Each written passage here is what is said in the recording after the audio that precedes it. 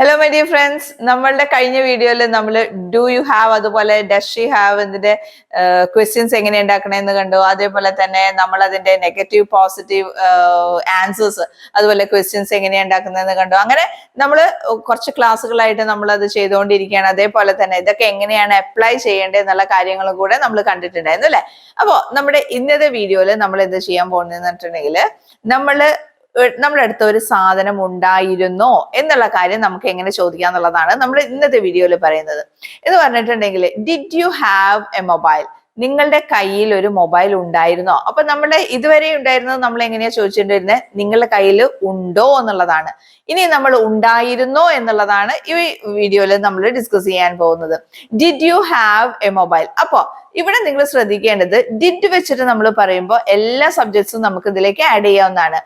I, you, they, we, he, she, it എല്ലാത്തിനെയും കൂടെ നമുക്ക് ഡിഡ് ഉപയോഗിക്കാവുന്നതാണ്. നമ്മൾ ഈ റൂള് മുന്നും പഠിച്ചിട്ടുണ്ട് അല്ലെ. മുന്നേ നമ്മൾ ഡിഡ് ഉപയോഗിക്കുമ്പോൾ നമ്മൾ സെയിം റൂളാണ് പഠിച്ചിരുന്നത്. അതേപോലെ തന്നെയാണ് ഈ ഒരു കാര്യം നമ്മൾ ചെയ്യുന്നത്.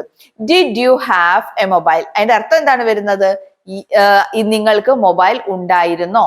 ഇപ്പൊ ഞാൻ വേറൊരു എക്സാമ്പിൾ പറയാണ്. നിങ്ങളുടെ കയ്യിൽ ഒരു കാർ ഉണ്ടായിരുന്നോ? ഇങ്ങനെയാ നമ്മൾ ചോദിക്കുക. Did you have a car? നിങ്ങളുടെ കയ്യിൽ കാർ ഉണ്ടായിരുന്നോ? നിങ്ങളുടെ കയ്യിൽ ഒരു അംബ്രല്ല ഉണ്ടായിരുന്നോ? എങ്ങനെയാ ചോദിക്കുക? Did you have an umbrella?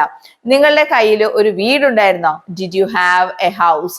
അപ്പോ ഡിഡ് വെച്ചിട്ട് ഇതേപോലെ തന്നെ നിങ്ങൾക്ക് എന്ത് കാര്യങ്ങൾ ചോദിക്കാവുന്നതാണ്. നിങ്ങൾക്ക് ഉണ്ടായിരുന്നോ എന്ന് ചോദിക്കാവുന്ന തരത്തില് നിങ്ങൾക്ക് ചോദിക്കണമെന്നുണ്ടെങ്കിൽ എല്ലാം നിങ്ങൾക്ക് ഡിഡ് വെച്ച് ചോദിക്കാവുന്നതാണ്. ഇനി ഇതിന്റെ ആൻസർ എന്തായിരിക്കും?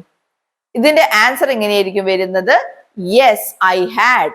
Okay, did you have a mobile എന്ന് ചോദിച്ചിട്ടുണ്ടെങ്കിൽ എന്താണ് അതിന്റെ ആൻസർ വരിക? Yes, I had a mobile. എനിക്കൊരു മൊബൈൽ ഉണ്ടായിരുന്നു. ഇനി എനിക്ക് മൊബൈൽ ഉണ്ടായിരുന്നില്ല എന്നാണെങ്കിൽ നമ്മൾ എങ്ങനെ പറയും? No, I didn't have. Okay, അതിന്റെ നെഗറ്റീവ് ആൻസർ ആണ് ഇങ്ങനെ വരുന്നത്. No, I didn't have. ഇപ്പൊ നിങ്ങൾക്ക് ഒരു കാർ ഉണ്ടായിരുന്നോ? എങ്ങനെയാ നമ്മൾ ചോദിക്കുക? Did you have a car? അതിന്റെ ആൻസർ എങ്ങനെ വരും? Yes, I had A car.